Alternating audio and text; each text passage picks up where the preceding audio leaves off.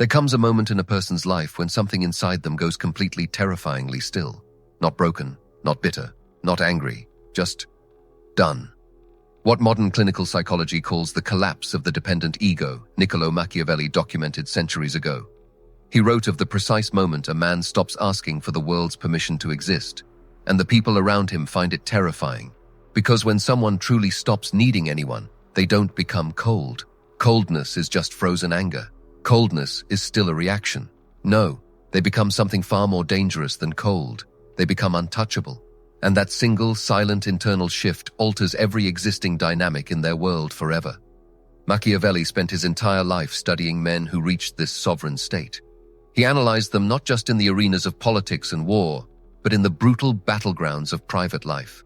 What he found challenges everything we have been conditioned to believe about strength, loyalty, dependency, and what it actually means to hold genuine power. Because the moment a person stops needing others is not the tragedy society tells you it is. It is not a symptom of isolation. It is not emotional damage or bitterness wearing a mask. It is the genesis of something that cannot be manipulated, cannot be predicted, and cannot be contained by anyone operating from the outside. Before we understand what happens when you stop needing people, we must dissect the invisible architecture that keeps most of humanity trapped in that need for their entire lives. Machiavelli observed a consistent, tragic pattern across the men he studied. These were not stupid men. These were not physically weak men. They were psychologically enslaved to approval. These were individuals whose entire psychology had been built upon one invisible, fatal belief: that their safety, their value, and their right to exist depended on other people's approval. They walked into rooms and their nervous systems immediately scanned for who liked them. They made decisions not by internal compass, but by a frantic calculus of avoiding disapproval. Machiavelli called him the man who governs himself by the weather of others, not a leader, not an architect of his own fate, a reactor, someone permanently subject to the will of whoever held the nearest supply of validation. And here is what made his observations so deeply disturbing. These men never saw themselves as weak. They believed their dependency was connection. They believed their desperate need for people meant they loved those people. They called it generosity. They called it loyalty. They called it being a good man. They had taken their psychological bondage, painted it gold, and reframed it as their most sacred identity. This is the first trap. This is the deepest lie. This conditioning began early. In the foundational years where the psyche is still wet clay, these men were systematically rewarded for compliance and punished through anger or withdrawal whenever they asserted a boundary. Every time they deferred to someone else's preference, they received warmth. Every time they expressed a separate desire, they received tension. The lesson etched deep. The lesson was etched into their neural pathways. If I am useful, I am loved. If I am separate, I am abandoned. This created a behavioral loop that felt indistinguishable from love, but functioned exactly like a leash. And so they made themselves permanently small, agreeable, available. Their value contingent on responsiveness to whoever needed managing at that moment.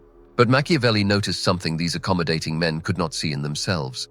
Behind their polite surface of compliance, something else was being constructed in the dark. Every time they surrendered a boundary, their psyche registered the loss. Every ignored intuition did not evaporate. It went underground. It calcified. It became a dark, pressurized mass in a sealed container. Dr. Roy Baumeister, one of the world's leading social psychologists, identified what he calls ego depletion, the state where your sense of self becomes so intertwined with external validation that you lose the capacity for independent decision. The dependent man is not blind. His vigilance makes him hyper-observant. He maps every manipulation with the precision of a military strategist. Here is the tragedy Machiavelli found most remarkable. Despite possessing this vast, intricate knowledge, despite seeing the manipulation with perfect, agonizing clarity, the dependent man never uses it to defend himself, not once.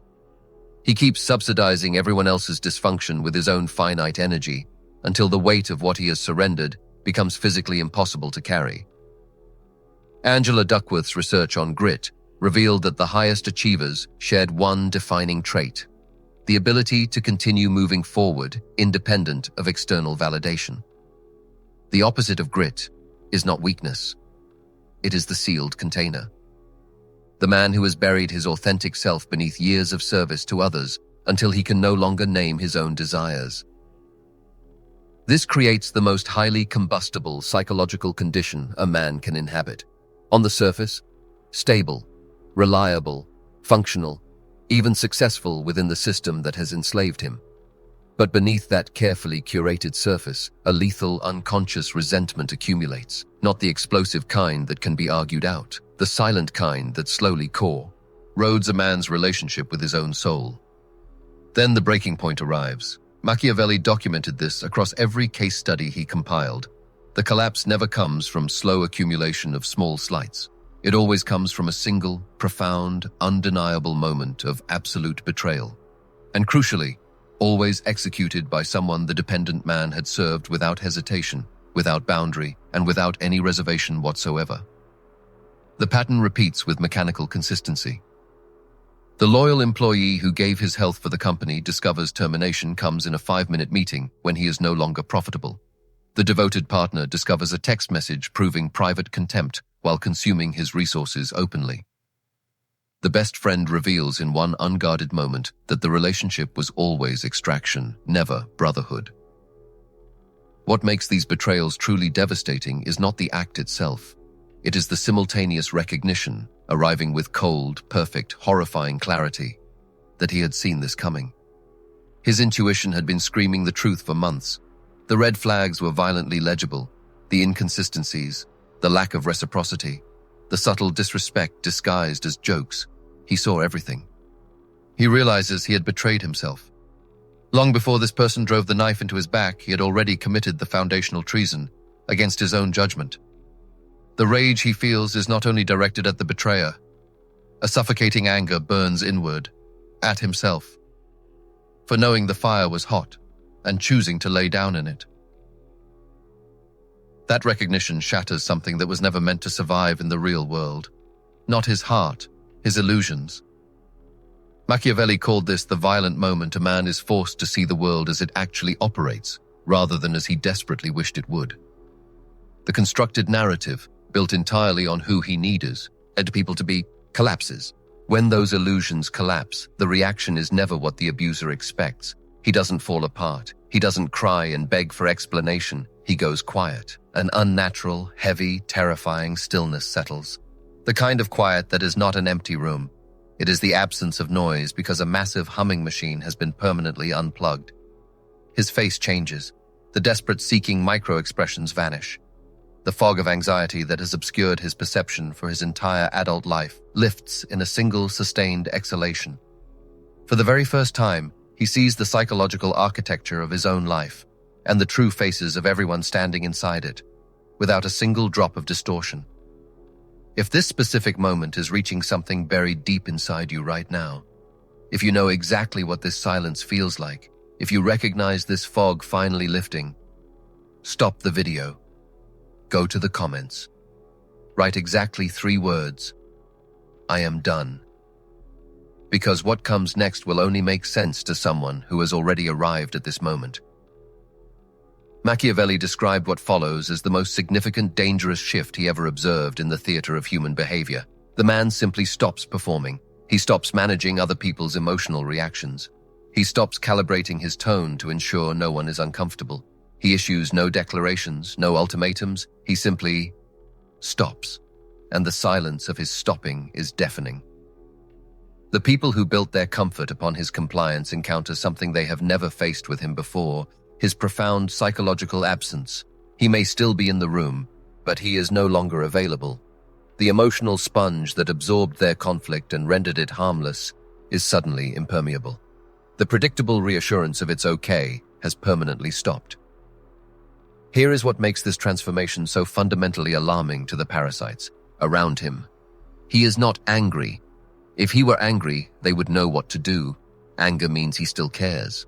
Anger means he is still attached. They have learned to neutralize his anger. This is not anger. This is the absolute withdrawal of his need for their approval.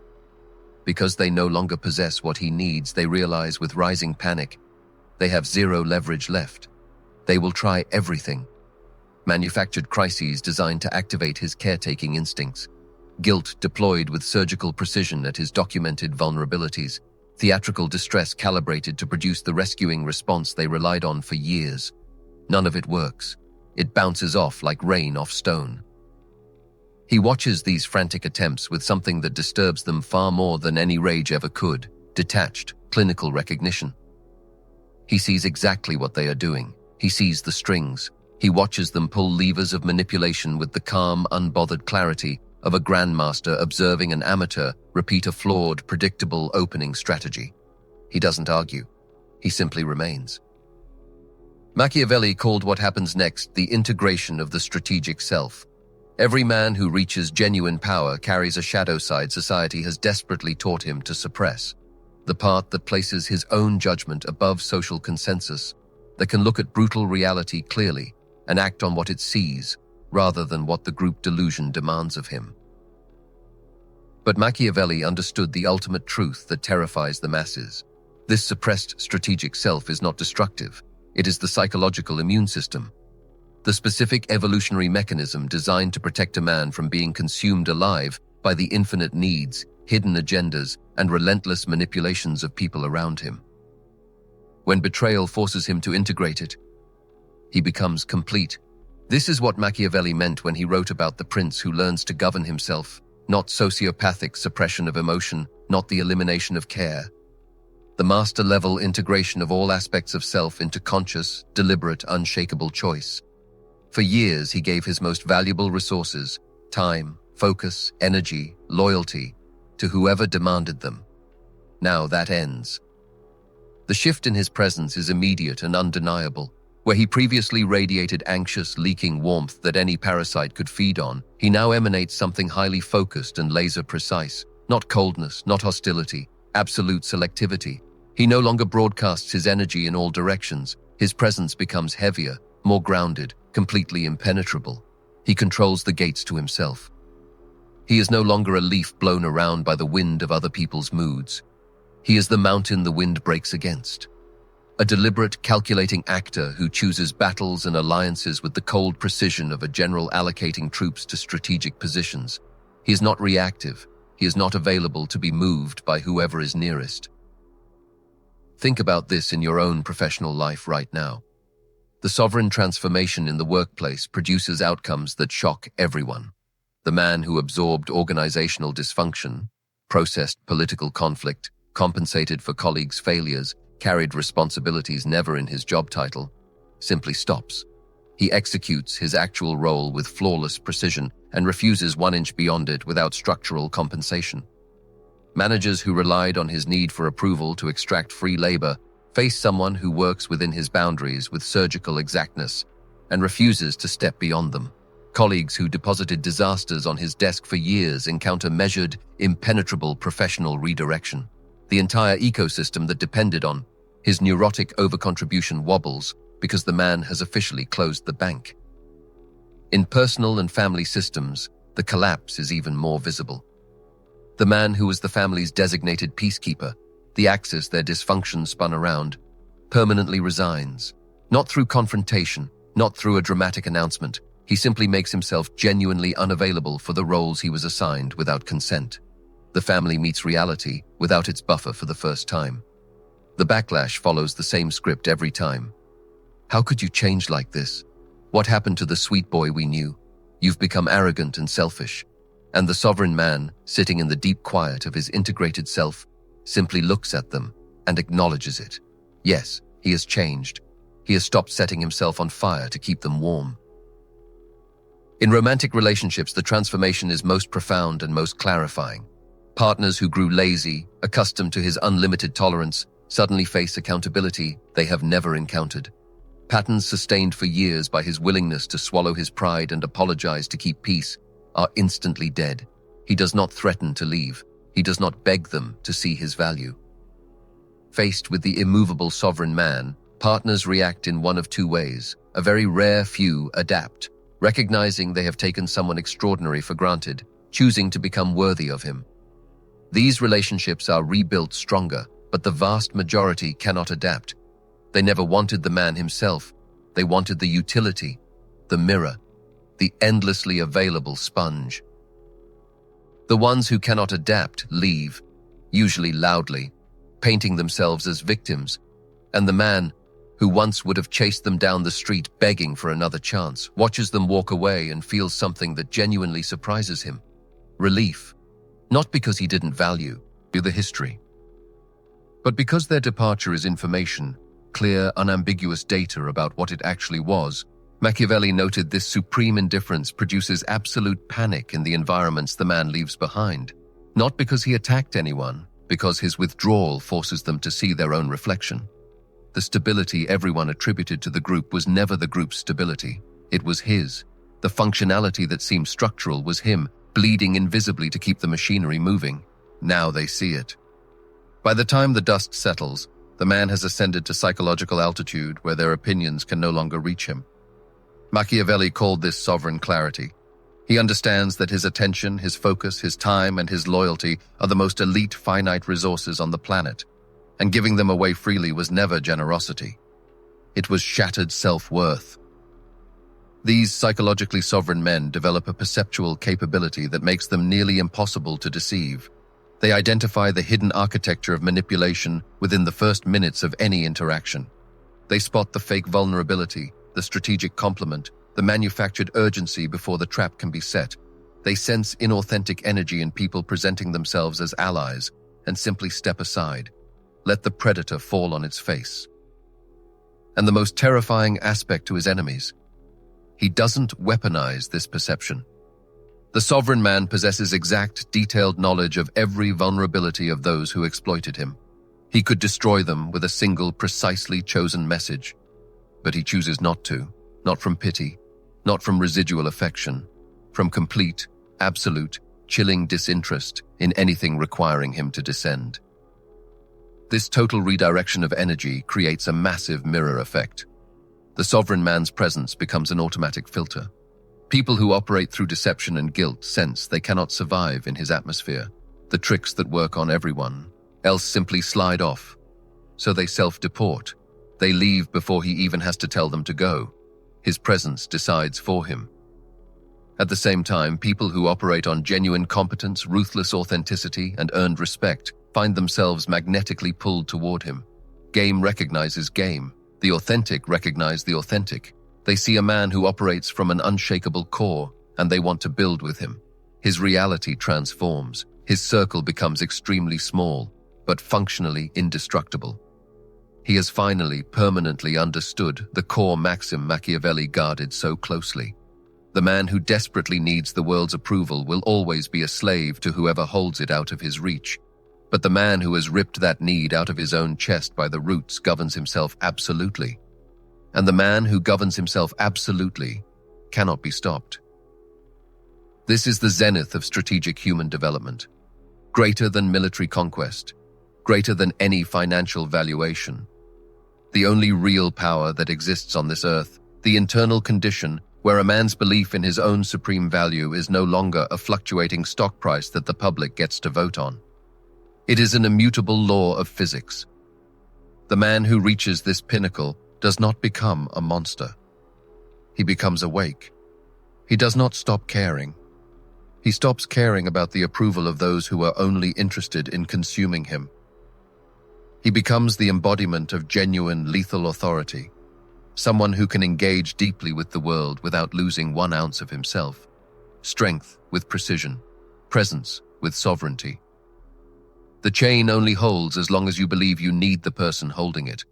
The millisecond you genuinely let go, the moment this drops from your brain into your nervous system, the chain shatters. Not because someone rescued you, because you finally realize the lock was never engaged. The freedom was always yours. Stop waiting for permission. Take it.